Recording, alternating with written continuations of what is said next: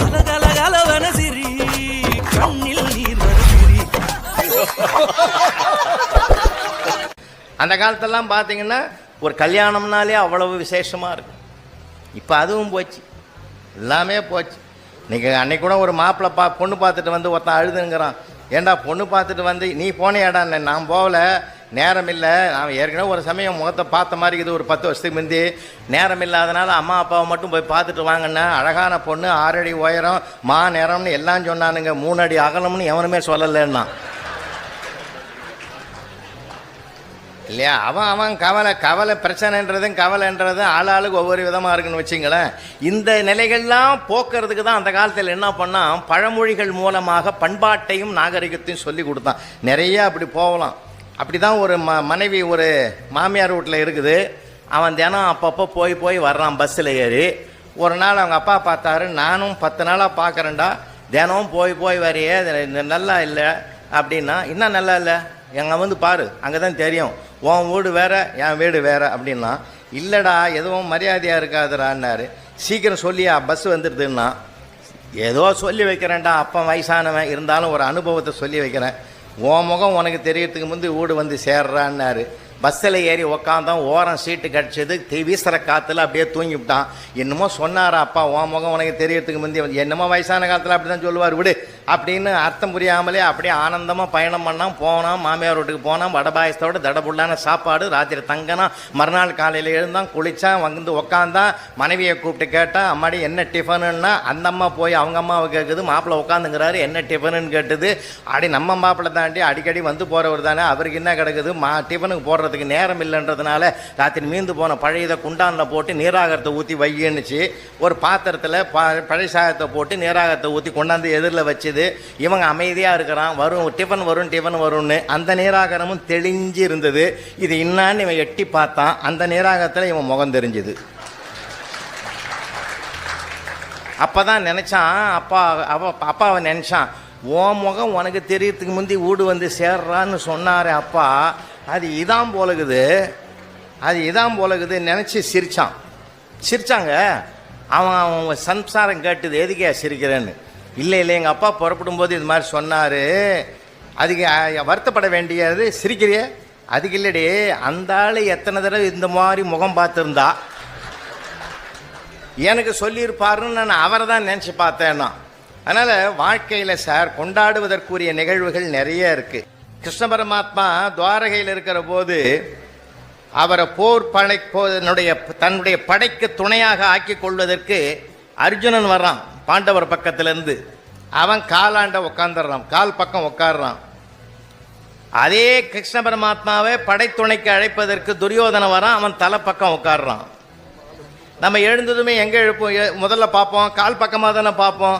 அது ஏற்கனவே பொய் தூக்கம் தூங்குறாரு, அது நிஜ தூக்கமும் இல்லை. அப்படி பொய் தூக்கம் தூங்குற கிருஷ்ண பரமாத்மா அப்படி எழுந்ததுமே பார்க்குற மாதிரி பார்த்து, அர்ஜுனா எப்போ வந்தனார்? இப்போ தான் வந்தனா. என்ன விஷயம்னார்? வருகிற பாரத யுத்தத்தில் நீங்கள் எங்களுக்கு துணையாக நிற்க வேண்டும், ஓம் அப்படின்னு கொடுத்துட்டார். இந்த பக்கம் திரும்புகிறார், துரியோதனை உட்காந்துக்கிறான். நீ எப்போ வந்த? அதே நேரத்தில் தான் நானும் வந்தேன், படை துணைக்கு தான் அழைக்கலான்னு வந்தேன். ஐயோ இப்போ அர்ஜுனனுக்கு வாக்கு கொடுத்துட்டனே. அப்படின்னா நீ உங்களுடைய படைகளை எல்லாம் எனக்கு தர வேண்டும். படைத்தவனை அர்ஜுனன் கேட்டான், அவன் படைத்த படைகளை துரியோதனன் கேட்டான். படைத்தவனை கேட்டவன் ஜெயித்தான். ஏன் தெரியுமா? கால் பக்கம் உட்கார்ந்தவன் அடக்கத்தின் அடையாளம், தலைப்பக்கம் உட்கார்ந்தவன் ஆணவத்தின் அடையாளம். இதுதான் தலைகால் தெரியாம ஆடாதரான்னு கிராமத்தில் மகாபாரத கதை போய் சேர்ந்துருக்கு. என்ன அழகா சொல்றான் நம்ம கிராமத்தில். கால் பக்கம் உட்கார்ந்தவன் ஜெயிப்பான். அப்போ அமைதியாடுறா, அடக்கமாடுறா, வெற்றி உனக்கு, ஆண்டவன் உனக்கு துணை நிற்பான். எவ்வளோ பெரிய கருத்தை எவ்வளோ சின்ன ஒரு வரியில் கிராமம் நமக்கு அடையாளப்படுத்தி இருக்கிறது. அதாங்க இதான் நம்ம நாட்டினுடைய அற்புதம், ஆனந்தம். வாழ்க்கையில் எவ்வளோ இருக்குது தெரியுமா? நாமெல்லாம் மறந்துட்டோம் சார். ஒருவேளை உங்களுக்கு தெரிஞ்சிருந்தால் நான் நினைவுபடுத்துகிறேன். ஏன்னா இது மாதிரிலாம் யோசிடா, இது மாதிரிலாம் படிடான்னு சொல்லி கொடுத்தவர் எங்கள் ஐயா தென்கட்சியார். அப்படிலாம் பல புதைப்பொருளை கொண்டு வந்து கொடுத்தவர். அவர் மாதிரி ஒரு மனப்பக்குவம் பெற்றவர் நான் பார்த்ததே கிடையாது சார். மடிப்பாக்கம் பஸ் ஸ்டாண்டு பக்கத்தில் தான் அவருடைய வீடு. அப்போல்லாம் சர்வீஸில் இருக்கிறாரு. நான் காலையில் 7 மணிக்கு அவர் ஐயாவை போய் பார்க்கறதுக்கு போகிறேன். தம்பி நமக்கு நேரம் ஆகி போச்சுப்பா, இன்றைக்கி இது இன்னொரு தகவல் தயார் பண்ணி போகணும், நம்ம பஸ்ஸுக்கு புறப்படணுன்னார். பேசிக்கிட்டே வந்தோம். பஸ் ஸ்டாண்டாண்ட வரேன், ஏற்கனவே பஸ்ஸில் உட்காந்துருக்கிற ஒரு ரசிகன், அவருடைய ரசிகன் இறங்கி ஓடி வந்து, தெய்வமே உன் நிகழ்ச்சின்னா எனக்கு உயிருன்னோம். உடனே ஐயா கேட்டார், தினம் கேட்பியான்னார். அதெல்லாம் எனக்கு தெரியாது, நீ ஆரம்பிப்ப, என் கம்பெனிக்கு நேரம் ஆயிடுச்சுன்னு பஸ்ஸுக்கு வந்துடுவேன்னா. இப்படி ஒரு பாராட்டு தேவையா? நானே வருத்தப்பட்டேன். அவன் போன உடனே ஐயாவை கேட்டேன், அமைதியாக இருக்கிறீங்களேன்னு. இல்லை தம்பி, ஒருத்தனை கம்பெனிக்கு அனுப்புறதுக்கு நான் காரணமாக இருக்கிறேன் பத்தியா. ஏங்க இதுதாங்க படித்ததின் பயன் இல்லை, என்ன பெருந்தன்மை பார்த்தீங்களா? அதனால் இந்த அனுபவம் இருக்க சாதாரணமானது இல்லை. அந்த அனுபவத்தை எல்லாம் பிழிந்து வச்சிருக்கிறதான புத்தகம். நான் என்ன கேட்குறேன், 2000 வருஷத்துக்கு முந்தி திருவள்ளுவர் இருந்தார், நம்ம பெருமையாக பேசுகிறோம் சார். அவர் கருப்பா சிவப்பா, தாடி வச்சிருப்பாரா, மொட்டை அடிச்சிருப்பாரா, கிராப் வச்சிருப்பாரா, எப்படி இருப்பார், உயரமாக இருப்பாரா, குள்ளமா, ஒன்றும் தெரியாது நமக்கு. ஆனால் 2000 ஆண்டுகளுக்கு பிறகும் திருவள்ளுவரை போற்றுகிற ஒரு உணர்வை தருவது எது என்றால் அவர் இயற்றிய புத்தகமாகிய திருக்குறள் என்ற ஒரு புத்தகம்தான் 2000 வருஷமாக அவருடைய பெருமையை காப்பாற்றுது. அப்போ புத்தகத்துக்கு எவ்வளோ வலிமை இருக்கு. அவர் சேர்த்த சொத்து எவ்வளோன்னு யாருக்கு தெரியும்? சொத்து இருந்ததா இல்லையான்னு யாருக்கு தெரியும்? அது பேசல அவரை பற்றி. ஆனால் அவருடைய நிரந்தர சொத்தாக இருந்தது அவர் இயற்றிய புத்தகம் என்பதை நாம் பெருமையாக கருதும் இல்லையா? அதுதான் புத்தகத்துக்கு இருக்கிற பெருமை. இதுல யாராவது இந்த கூட்டத்தில் ஒருத்தராவது இதை உள்வாங்கி என் வாழ்நாளில் ஒரு புத்தகம் எழுதுவேன் என்று எழுதினால் அதுதான் நான் வந்து போனதற்கான பெரிய அடையாளம். முடியும் சார், எழுதுங்க, ஒன்றும் பெரிய விஷயம் இல்லை. நம்முடைய அனுபவங்களை எழுதினாலே அடுத்தவனுக்கு அது உதவும். ஏன்னா அனுபவம் சாதாரணமானது இல்லை சார், அது படிக்க படிக்கத்தான் வரும் கிடைக்கும். எங்கள் கிராமத்தில் ஒரு அழகாக சொல்லுவாங்கல்ல, நான்லாம் கிராமத்தை ரொம்ப ரசித்தவன் சார். சின்ன சின்ன விஷயங்கள்லாம் எவ்வளோ இருக்குன்னு தெரியுமா? குமரன் டாக்கீஸ்ன்னு ஒரு டாக்கீஸ் இருக்குது, டூரிங் டாக்கீஸ். அதெல்லாம் போச்சு. இப்போது குமரன் டாக்கீஸில் சினிமா வரும்னா போஸ்டர் என்ன பண்ணுவான், இந்த மாதிரி வரும் வண்டி. இந்த வண்டியில் ஒரு பக்கம் போஸ்டர் ஓட்டிருப்பான், இந்த பக்கம் போஸ்டர் ஓட்டிருப்பான், சக்கரை இருக்கும். அப்படியே தள்ளு வண்டியில் ஒருத்தன் தள்ளின்னு வருவான், ஒருத்தன் மேலே அடிப்பான், ஒருத்தன் புனலை கையில் வச்சிருப்பான். அப்படியே அனௌன்ஸ் பண்ணின்னு வருவான். என் காதால் இன்றைக்கும் அது ஒலிக்குது. அவன் அனௌன்ஸ் பண்ணான்னு தெரியுமா? கணவனே கண்கண்ட தெய்வம் இன்றோடு கடைசி. கணவனே கண்கண்ட தெய்வம் இன்றோடு கடைசின்னா இன்னைக்கும் குடிக்குது சார். 45 வருஷத்துக்கு பிறகு கூட இன்னைக்கு என் காதில் ஒலிக்குதுன்னா அந்த அழகு, ஆனந்தம், பெருமை என்னங்க. அது மட்டுமாங்க, எங்கள் ஆலமரங்க, ஆலமரத்துக்கு கீழே தான் எருமை மாடுகளையும் பசுமாடுகளையும் கொண்டு வந்து எங்கள் ஊர் பால் கறப்பார். 4:30 மணிக்கெல்லாம் இப்போல்லாம் ஆவின் பாக்கெட்டியாது, அதெல்லாம் ஒன்றுக்கு ஒரு கன்றாவும் கிடையாது. அப்போ பசும்பால் எருமைப்பால் 2 தான்.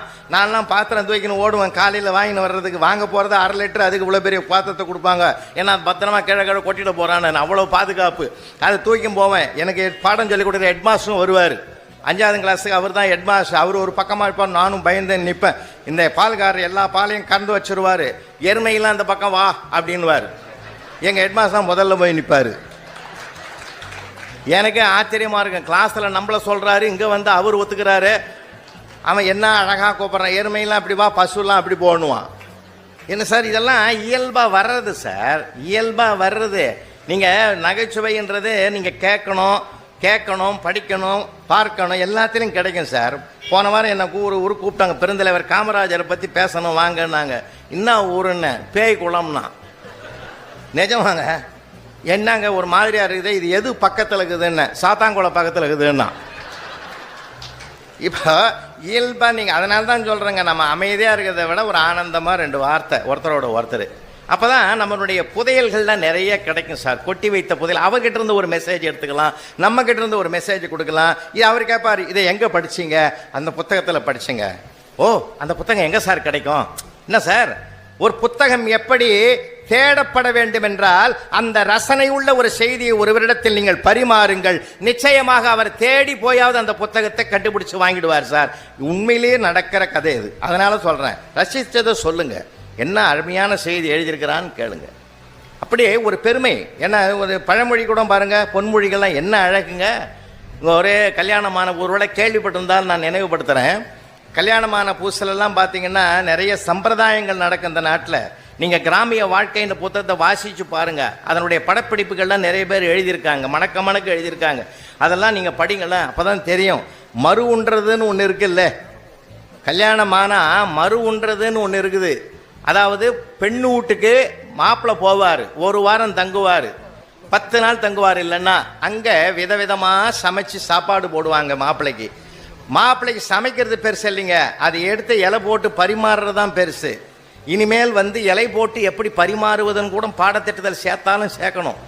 ஏன்னா இப்போ அது யாருக்கும் தெரியல, அந்த மாதிரி ஆகி போச்சு. இப்போ அந்த இலையை போட்டு குமரை வாழையன் குறுந்தகம் விரித்து அமுதம் உண்க அடிகள் என்று சிலப்பதிகாரத்தில் சொல்கிறான். தண்ணீர் தெளித்து தடக்கையால் தடவி குமரை வாழையன் குறுந்தகம் விரித்து அமுதம் உண்க அடிகள்னு சொன்ன காலம் இலக்கிய காலம் 2000 ஆண்டுக்கு முன்னாடி இருந்தது.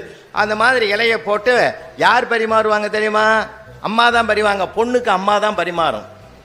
அந்த பொண்ணு எங்கே இருக்குமா நிற்கும்? தூணுக்கு மரவில் போய் நிற்கும். அதுக்கு தான் தூணே வச்சுக்கிறான் வீட்டில். அப்பெல்லாம் தூணுக்கு மரவா அது நிற்கும். இந்த அம்மா தான் பரிமாறும். அப்படியே காய்கறிலாம் வைக்கும், உருளைக்கிழங்கு வைக்கும், வெண்டைக்காய் பொரியலை வைக்கும், கொத்தராங்க அது பாகக்காலாம் வைக்க மாட்டாங்க, சவு கூட்டை வைக்கும். அப்படியே வச்சுக்கிட்டே வரும். இவன் என்ன பண்ணுவான்? அந்த உருளைக்கிழங்கை தொடமாட்டான், வெண்டைக்காயை அள்ளி அள்ளி அள்ளி சாப்பிடுவான். அம்மா ஓரக்கண்ணால் பார்க்கும் மகளை, அடியே இவனுக்கு உருளைக்கிழங்கு பிடிக்காது, நோட் பண்ணிக்கோ, இவனுக்கு வெண்டைக்காய் ரொம்ப பிடிக்கும் போல இருக்குது, ஆனாலும் மூளை வளர்ச்சி இல்லாதான் இருக்கிறான், அது வேற விஷயம். அதனால வெண்டைக்காயை இனி வருங்காலத்தில் இவனுக்கு அதிகமாக சமைக்கணும், தெரிஞ்சுக்கோ. அப்போ ஒரு கணவனுக்கு என்னென்ன பிடிக்கும்னு அந்த பொண்ணு நேரா கேட்கறது நாகரிகம் இல்லை. இந்த பரிமாறுகிற பழக்கம் உடைய மறு உண்ணுங்கிற போது தெரிந்து கொண்டு அதை மறக்காமல் செய்கிற நாகரிகமும் பண்பாடும் உடைய நாடையா நம்ம நாடு.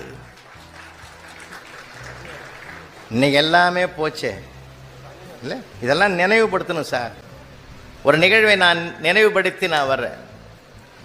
சீனா யுத்தம் நடக்கிற நேரம், சீன யுத்தம் நடக்கிற நேரத்தில் அந்த எல்லைப்பகுதியில் இருக்கக்கூடிய இராணுவ வீரர்களுக்கு ஒரு உணர்வுபூர்வமான ஒரு எழுச்சியை, ஒரு விழிப்புணர்வை உண்டாக்குவதற்காக நடிகர் திலகம் சிவாஜி கணேசன் முதல் சந்திரபாபு உள்ளிட்ட அத்தனை பேரும் போனாங்க. போயிட்டு அங்கே நாடகம்லாம் நடித்து முடிச்சுட்டு, அப்பொழுது பாரத திருநாட்டின் ஜனாதிபதியாக இருந்த சர்வபள்ளி டாக்டர் ராதாகிருஷ்ணன் அவர்களை சந்திப்பதற்கு அனுமதி கிடைக்கப்பெற்று எல்லாரும் கலைக்குழுவோடு உள்ளே போனாங்க. அங்கே போன உடனே டாக்டர் ராதாகிருஷ்ணன் அவர்கள் சொன்னார்கள், எனக்கு பிடித்த தத்துவ பாடல் ஒன்று உண்டு, அந்த ஒரு பாடல்தான், பிறக்கும் போதும் அழுகின்றாய் இறக்கும் போதும் அழுகின்றாய், ஒரு நாளேனும் கவலையில்லாமல் சிரிக்க மறந்தாய் மானுடனே என்ற அப்படி சந்திரபாபு பாடக்கூடிய அந்த பாடல், கவியரசு கண்ணதாசன் இயற்றிய அந்த பாடல், தத்துவ பாடல் எனக்கு ரொம்பவும் பிடித்ததுன்னார். அவர் யாருன்னு கேட்டிங்கன்னா, உலகம் முழுவதும் இருக்கக்கூடிய பல்கலைக்கழகங்களிலே 100 பல்கலைக்கழகங்களால் தத்துவ மேதை என்று பாராட்டப்பட்ட பெரிய தத்துவ மேதை இந்த தத்துவ பாடலை தனக்கு பிடித்ததாக எடுத்து சொன்னார். அப்போ சந்திரபாபு என்ன பண்ணார்? இந்த பாட்டை பாட ஆரம்பிச்சிட்டார். அப்படி பாடி ஆக்ட் பண்ணியே என்ன பண்ணிட்டாரு, கடைசியில் முடிக்கிற நேரத்தில் உணர்ச்சி வசப்பட்டு போய் ஜனாதிபதி மடியிலே உட்காந்துட்டார். உட்கார்ந்தது மட்டும் இல்லை, எப்படிக்குது ராஜா அப்படின்னார். அவரை பார்த்து எப்படிக்குது ராஜான்னார். அவரும் சிரித்து மகிழ்ந்தார். அந்த நிகழ்வை நான் நினைவுபடுத்துகிறேன். ஏன்னா ஒரு வரி எனக்கு பின்னால் பேச போகிறாங்க பர்வீன் சுல்தான். ஒரு சொல் என்று தலைப்பு கொடுத்துருக்காங்க. ஒரு சொல் ஒரு மனிதனை ஆளும் இல்லையா? ஒரு தொடர் ஒரு மனிதனுடைய வாழ்க்கையே கொடுக்கும், உயர்த்தும். எவ்வளவோ இருக்குங்க சார், எவ்வளோ இருக்குது. அதனால்தான் அந்த படிக்கிறதுனால வரக்கூடிய பெருமை என்னன்னா, மனப்பக்குவம், மன மகிழ்ச்சி, மன நிறைவு. துவண்டு கிடக்கிற மனிதனுக்கு தோள் கொடுத்து உதவுகிற மிகப்பெரிய சக்தி வாய்ந்தது, வல்லமை வாய்ந்தது புத்தகங்கள் தான். நீங்கள் அந்த ஆழத்தோடு படித்தா போதும். ஏன்னா பல பிரச்சனைகளுக்கு அதில் சால்வு கிடைக்கும். நான் பெரியவர் தமிழறிஞர் தென்கட்சி சுவாமிநாதன் அவர்களோடு நெருங்கி பழகினவன். கிட்டத்தட்ட 7 ஆண்டுகள் ஐயாவோட நான் பயணத்தில் இருந்தவன். அவர் தான் தெம்புக்கு படிங்கன்னு ஒரு புத்தகமே எழுதியிருக்கார். மனிதனை எப்படி வாழணும்னு பழகித்தான். ஒன்று ஞாபகம் வச்சுங்கய்யா, மனிதன் என்ற சொல்லே மனம் என்ற சொல்லில் தானே வந்தது. காலால் நடக்கிற விலங்குகளுக்கு கால்நடைன்னு பேர், மனிதனுக்கு காலால் நடந்தாலும் இவனுக்கு மனிதன்னு பேர். நம்ம மனம்ன்ற சொல்லிலிருந்து நம்ம வளர்ச்சியானவர்கள். இந்த மனதில் சில சமயங்களில் சிக்கல் வரும், பிரச்சனை வரும். கவலைக்கு மருந்தே கவலைப்படுவதல்ல, கவலைக்கு மருந்து இன்னொரு கடைக்கு போகிறது இல்லை இல்லைங்களா? ஆமாம், நிறைய பேர் அங்கே போனால் அது கவலையை கூட்டுமே தவிர குறைக்காது. ஏன்னா மனசு சரியில்லைன்னு அங்கே போன பிறகு உடம்பு கெட்டு போகுது இல்லையா? அங்கே போய் உடம்பு கெட்டு போகுது சார். இங்கே பெரிய கொடுமை என்னென்னா, அங்கேயும் நல்ல குணக்கேடர்கள் வேறு, குடிகாரர்கள் வேறு. அது ஞாபகம் வச்சுங்க. குணக்கேடர்கள் வேறு, குடிகாரர்கள் வேறு. நல்ல நினைவில் வச்சுக்கணும். டாஸ்மாக் கடை உக்காந்துங்கிறான் சார், இந்த மாதிரி செல்ஃபோன் டேபிள் இருக்குது, செல் அடிக்குது, எடுத்தான். ஏங்க எப்போ வருவீங்க? நான் எப்போயாவது வரேன். என்ன விஷயம்? இல்லை, பட்டு புடவை வாங்க வந்தேன், 3000 ரூபாய்க்கு நல்லா இல்லை, 4000 ரூபாய் பிரமாதமாக இருக்குது, எடுத்துக்கோ. வச்சிட்டான். 1/2 மணி நேரம் போச்சு, மறுபடியும் ஃபோன் வந்தது, எடுத்தான். ஏங்க பிறந்த நாளைக்கு 2 சவரனில் மைனர் செயின் மாதிரி கேட்டேன்ல, அவ்வளவு திடமாக இல்லை, 5ல் சூப்பராகுது. அதுக்கேன் கேட்குற, எடுத்துக்கோ. நீங்கள் எப்போ வருவீங்க? நான் எப்போவாது வர்றேன். எங்கே இருக்கிறீங்க? அது ஏன் உனக்கு அவசியமா? நீ கேட்டதை சொல்லிட்டேன், எடுத்துக்கோ. வச்சுட்டான் ஃபோனு.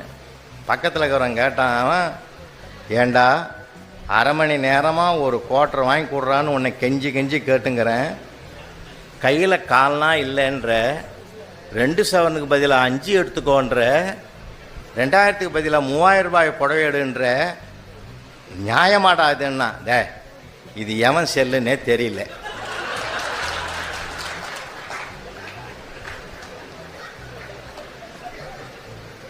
அது ஏதோ அவன் சம்சாரம் கேட்குது போலகுது, அவன் போதையிலே இதை வச்சுட்டு போட்டுக்கிறான். இதில் அவன் ஏன் நான் எடுத்துக்கோன்னா, இப்படி கேட்டு நடக்கிற சம்சாரம் உலகத்தில் இருக்கிறாங்களேன்னு சந்தோஷப்பட்டு ஒவ்வொரு நாளும் நான் தாண்டா என் வீட்டில் கேட்டு கேட்டு நடக்கிறேன், இப்படி கணவனை கேட்டு நடக்கிற ஒரு பெண்ணு வையகத்தில் இருக்கிறாரேன்னு இந்த அம்மா வாழ்த்துறது மனசு இல்லாமல் தானடா எடுத்துக்கோன்னு சொன்னேன். அதனால் குணக்கேடர்கள் வேறு, குடிகாரர்கள் வேறு. ஞாபகம் வச்சுங்க. எல்லாம் கலந்தது தான் சார் உலகம். இருவேறு உலகத்தை இயற்கைன்னா இன்னாதம்மை உலகம், அதன் இனிமை காண்போர் இயல்புணர்ந்தோரே. அதான் இலக்கியம் சொல்லுது. அதை படித்தாதான் நமக்கு இது தெரியும். இன்னாதம்மை உலகம், இப்படி உலகம் இப்படி தான் இருக்கும். அதனுடைய இனிமை எதுவோ அதை நீ பார்க்க பழகு. அதை யார் சொல்லிக் கொடுத்தது நமக்கு? மகாகவி பாரதி சொல்லிக் கொடுத்தார். எத்தனை கோடி இன்பம் வைத்தாய் எங்கள் இறைவா, எத்தனை கோடி இன்பம் வைத்தாய் எங்கள் இறைவா. வாழ்நாள் முழுவதும் வறுமையில் வாழ்ந்தவர், அடிவயிறு காலி சார், பட்டினி. ஆனாலும் அவனுடைய ஆனந்தத்துக்கு பஞ்சமே இல்லாமல் வாழ்ந்த பிரபஞ்ச மகாசித்தன் அவன். அதனால் ஒவ்வொரு நூலும் ஒவ்வொரு படிப்பினை, ஒவ்வொரு நூலும் ஒவ்வொரு விழிப்புணர்வு, ஒவ்வொரு நூலும் ஒவ்வொரு எழுச்சி. சாதாரணமானது இல்லை. பல்வேறு புத்தகங்கள், அதாவது படிக்காமலே மேதையாகிறது அது வேறு விஷயம் வேறு. அப்படி படிக்காமலே மிகப்பெரிய மேதைகளானவர்கள் இந்த தமிழ்நாட்டில் பிறந்தவர் காமராஜர், முத்தமிழறிஞர் கலைஞர் அவர்கள். சாதாரணமான அறிஞர்கள் அல்ல, உலகமக அறிஞர்கள் 2 பேருமே. அவ்வளவு பெருமிதமான நிலையில் இருக்கு. ஏன்னா நிறைய அந்த பக்கம் போகலாம், இருந்தாலும் இந்த பக்கமே நான் வர்றேன். ஒண்ணுமில்லை சார், ஒவ்வொருத்தர செயல்களில் எத்தனை நூல்கள், பெருந்தலைவர் காமராஜரை பற்றிய நூல்கள் நிறைய வந்திருக்குது, படிச்சு பாருங்க. ஒரு மனிதர் எப்படி இருக்கணும்ன்றது கிடையாலாம். மேதக அப்துல் கலாம் அவர்களுடைய இந்திய தேசத்தினுடைய விடிவெள்ளி, வல்லரசு நாடுகளோடு போட்டி போடுகின்ற தகுதி பாரதத்துக்கு உண்டு என்று உலகத்துக்கு நிரூபித்து காட்டிய, நிமிர்ந்து நிற்க வைத்த பெருமை மேதக அப்துல் கலாம் அவர்களுக்கு சாரும் இல்லையா? அதனால தான் நான் போகிற இடங்கள்லாம் சொல்றது, ஏபிஜே அப்துல் கலாம்னு சொல்றையே, A for Allah, B for Perumal, J for Jesus என்று 3 மதத்துக்கும் தொடர்புடைய இணையான மனிதராக நிமிர்ந்து நின்று வழிகாட்டிய பெருமைக்குரியவர் அவர். அக்னி சிறகுகள்னு எழுதியிருக்கார். படிங்க, பிள்ளைகளை படிக்க சொல்லுங்க. ஏன்னா நம்ம அவனுக்கு பரீட்சைக்கு படிக்கிற புத்தகத்தை மட்டும்தான் கொடுக்குறோம்.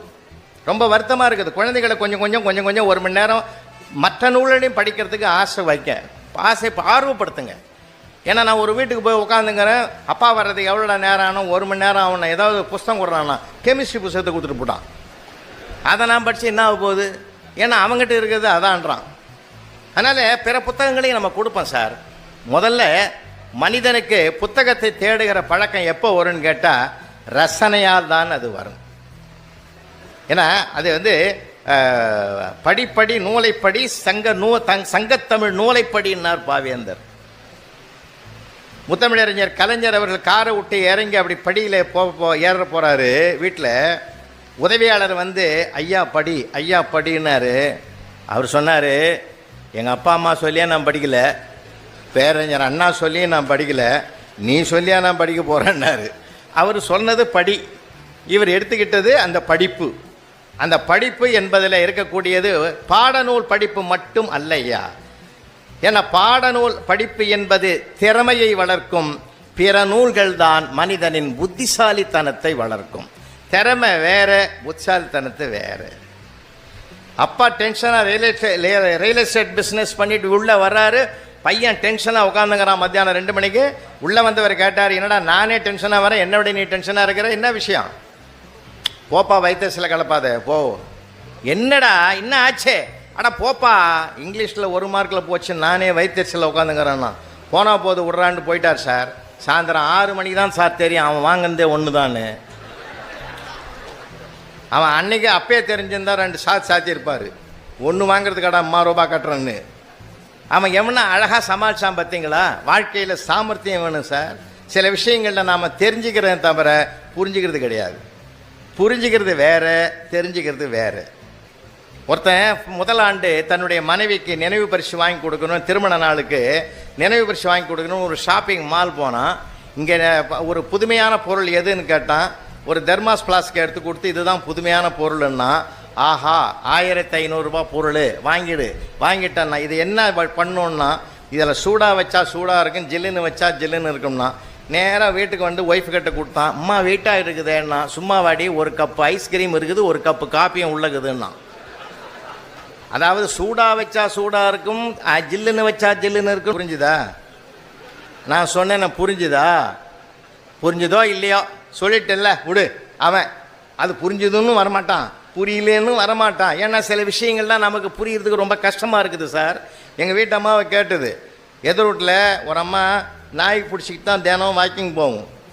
நாயை கையில் பிடிச்சிக்கிட்டு வாக்கிங் போகும். அதுக்கு என்ன ஆசைப்பட்டாலே தெரியல. ஏங்க எனக்கு ஒரு நாய் வாங்கி கொடுங்க, நான் கூட டெய்லி வாக்கிங் போனேன்னு. நாய் கூட இல்லை, எதையோ வாங்கி கொடுக்குறேன், நீ நடந்தால் சரி அப்படின்னு சொல்லி கஷ்டப்பட்டு ஒரு நாயை 15,000 ரூபா கொடுத்து வாங்கியாந்து கொடுத்தேன் சார். 3 நாள் அதை கூட்டின்னு வாக்கிங் போய் 4ஆவது நாள் சொல்கிறா, இனிமேல் இது கூட போக லாய்க்கப்படாது, நாளையிலேருந்து நீ வான்னா.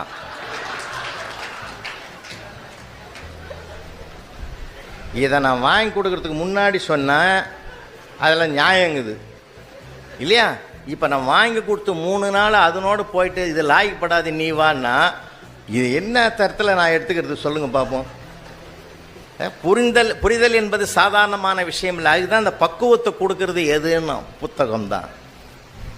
புத்தகம் தான் சார் பக்குவத்தை கொடு. நீங்கள் தென்கட்சி சுவாமிநாதனுடைய எத்தனை வேல்யூம் எழுதியிருக்காரு. தமிழறிஞர் சுக்கி சிவம் அவர்கள் அற்புதமாக எழுதியிருக்கிறார். நிறைய வாழ்வியல் நூல்களை எழுதியிருக்கிறார். நம்ம தேடி படிக்கணும் சார், படிக்கணும். ஒரு நேரம் அதுக்குன்னு ஒதுக்கணும் சார், அதுக்குன்னு ஒதுக்கணும். இன்னும் சில பிள்ளைகளுக்கு நான் சொல்கிறேன், குறிப்பிடுங்க. அதில் நல்ல கருத்துக்கள் வந்தால் அண்டர்லைன் பண்ணுங்க, கோடு போடுங்க. இது பரீட்சைக்கு வருமானு மட்டும்தான் கேட்குறான் பையன். நீங்கள் எவ்வளவு சொல்லுங்கள் இது பரீட்சைக்கு வருமா, அவன் கேள்வியே அதுதான் சார். ஏன்னா அவனுக்கு பிரச்சனையே அதுதான். அதனால் வாழ்க்கையில் எவ்வளவோ சிக்கல்கள் இருக்குது. நீங்கள் அந்த மனத்தெம்பும் மன தைரியமும் கொடுக்கறது எது தெரியுங்களா?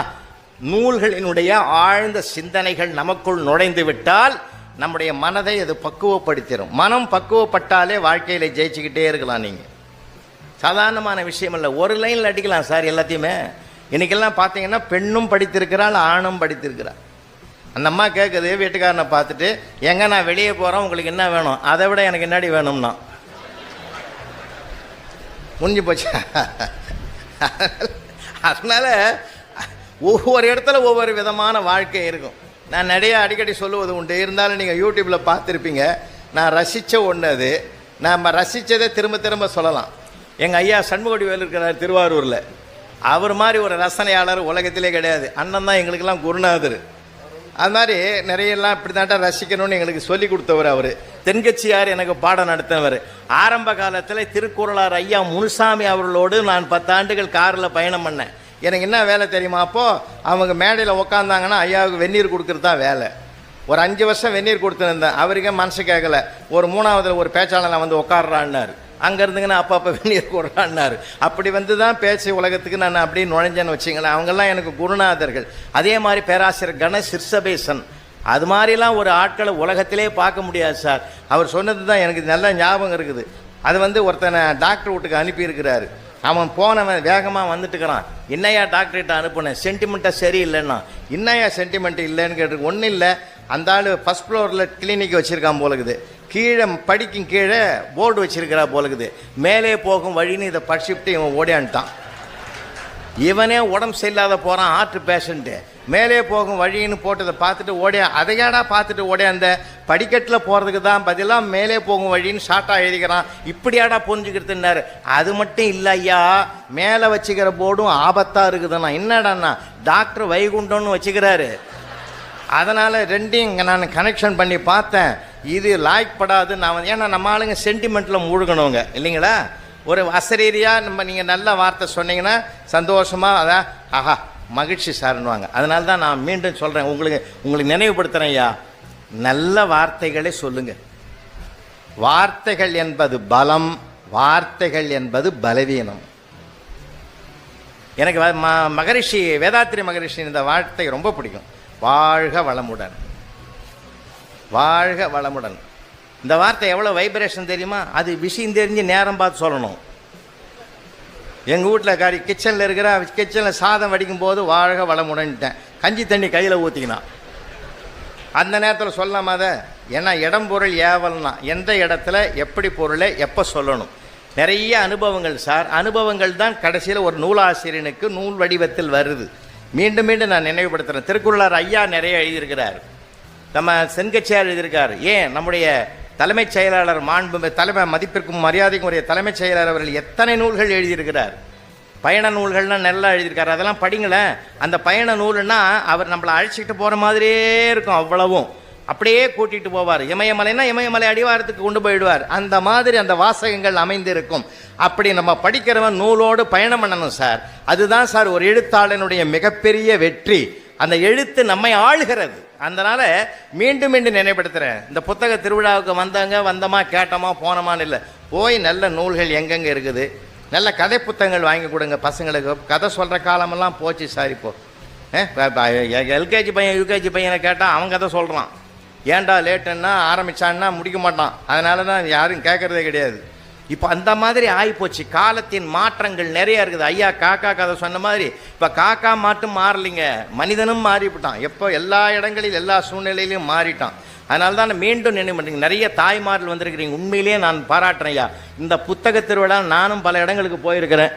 இங்கே தான் பெண்கள் அதிகமாக வந்திருக்கிற அழகான காட்சியை நான் பார்க்குறேன். ஒரு ஒரு இந்த மாதிரி ஒரு சபையில் ஒரு பெண் வந்தாலே அந்த நிகழ்ச்சி வெற்றி பெற்றதாக கருதுறவன். சீரியலை தியாகம் பண்ணிட்டு வர்றது லேசான விஷயம் இல்லையா? இல்லை எவ்வளோ பிரச்சனை இருக்குதுன்னு நினைக்கிறீங்க? நான் சார் நானே நொந்து நூலாயிட்டேன் சார். நைரோபி போயிருந்தேன் 4 நாள் ஷூட்டிங் போயிட்டு வந்து வீட்டுக்கு வந்து 2 நாள் எங்கேயும் போகக்கூடாதுன்னு ரெஸ்ட் எடுக்கணும்னு நினச்சி ஒரு நாள் பூரா இருந்தேன். மறுநாள் காலையில் என்னால் இருக்க முடியல. சரி ஒய்ஃபுக்கு உதவி செய்வோன்னு சொல்லி காலையில் எழுந்து அவளுக்கு காய்கறிலாம் நறுக்கி கொடுத்து எல்லாம் செஞ்சு கொடுத்தா 10:30 முடிச்சுட்டா சமையல. ஆஹா இப்படி தான் முடிப்பியா டெய்லின்னா? ஆமான்னா பிரமாதம் பிரமாதம், இந்த ஏஜ்லேயும் இப்படி சுறுசுறுப்பாக வேலை செய்கிறேன்னா 10:30 தான் சீரியல் தொடங்குதுன்னு எனக்கு அப்புறம் தான் தெரியும். அவள் காலையில் 10:30 உக்காந்தா பாருங்கள். இனி இவன் எழுந்து டிஸ்டர்ப் ஆகக்கூடாது, இன்றைக்கி நாள் பூரா இவளுக்கு மட்டுமே ஹெல்ப் பண்ணணும்னு சொல்லிவிட்டு அப்பப்போ தண்ணி கொண்டாந்து கொடுப்பேன். விளம்பர இடைவேளை வருவதெல்லாம் தண்ணி கொண்டாந்து கொடுப்பேன், வெந்நீர் கொண்டாந்து கொடுப்பேன். 11:30 மணி ஆச்சுன்னா ஒரு கப் காஃபி கொண்டாந்து கொடுத்தேன், ஸ்நாக்ஸ் கொண்டாந்து கொடுத்தேன். அந்த மாதிரி எழுந்திரிக்கவே கூடாது, ஹெல்ப் பண்ணுவேன் இன்றைக்கின்னு சொல்லி முழுசாக சாயந்தரம் 8:30-9 வரைக்கும் அப்படியே பயணமாச்சுங்க. மத்தியானம் இந்த நியூஸ் வர நேரத்தில் தான் எழுந்து வந்து சாப்பிட்டோம். அது நமக்கு எதுக்கு? அதனால் அங்கே வந்து சாப்பிட்டு முடிச்சு சாயந்தரமாக ஆச்சு. படுக்க போகும்போது எனக்கு மண்டை வலி தாங்கலை, மயக்கமே வந்துட்டுது. என்னன்னா அவன் மேலே இருந்த மரியாதை பக்தியாக மாறி போச்சு. இப்போது வேறு ஒன்றும் இல்லைங்க, எனக்கு ஒரு வீட்டு பிரச்சனையே தாங்க முடியல. அவள் சேனல் டு சேனல் மாற்றி ஒரு 7-8 குடும்ப பிரச்சனைகள்லாம் பார்த்து என்னை ஞாபகத்தில் வச்சுக்கிறா பார்த்தீங்களா? இதை விட ஒரு பெருமை உலகத்திலே கிடையாதுறான்னு அன்னையிலேருந்து ஒரு ஒரு பக்தி ரூபத்திலே பார்க்கறது. சீரியல் பயங்கரம் சார். இப்போ அது போகுது. சில பேருக்கு பாருங்கள், எனக்கு விளம்பரம் தான் சோறு போடுறதுலாம் ஒருத்தன் அவ்வளோ கம்பெனி வச்சுக்கிறானா? இல்லைடா, ஒவ்வொரு விளம்பரத்துக்கு தான் ஒன்று வருது. இன்றைக்கி பேசுறது கூட அப்படி தாங்க பேசுகிறாங்க. கிச்சனில் மருமக இருக்குது, மாமியார் இங்கேருந்து சொல்லுது, அத்தை பால் பொங்குது, சிம்மில் வையின்னா. அந்த பொண்ணு கேட்குது, சிம்மு 1 சிம்மு 2 கேட்குது.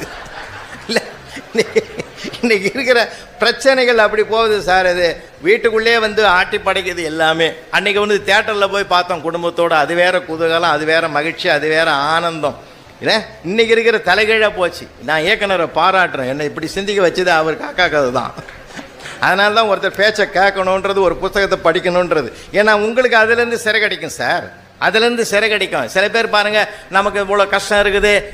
உண்மையிலேங்க உங்களுடைய மன கஷ்டத்திற்கு மிகப்பெரிய மாமருந்தே புத்தகம்தான் என்பதை உறுதி செய்து கொள்ளுங்கள். எனக்கு இன்னொருத்தர், நான் ஒரு புத்தகத்தில் படித்தேன் சார், அருமையான செய்தி. நூலகம் என்று அவர் எழுதலைங்க, மன மருத்துவ நிலையம்னு எழுதியிருந்தாராம். மன மருத்துவ நிலையம். மனசுக்கு எங்கெங்கே மருத்துவம் கிடைக்கும்? நீங்கள் வாசிக்கிற வாசிப்பு தான் உங்களுக்கு தீர்வு கொடுக்கும் சார்.